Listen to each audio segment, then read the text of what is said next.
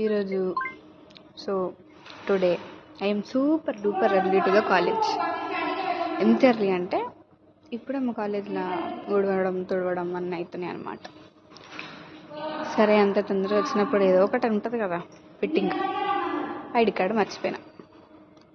సరే మర్చిపోయినాంలే, గేట్ దగ్గర ఎట్లన్నా ప్రిటెండ్ చేసేద్దాం, చూసి చూడనట్టు వచ్చేద్దాం అనుకొని ఫుల్ బిజీగా బ్యాగ్ ఎత్తుక్కుంటా అనుకుంటా నడుస్తుంటే ఆపేసిరు బ్రో.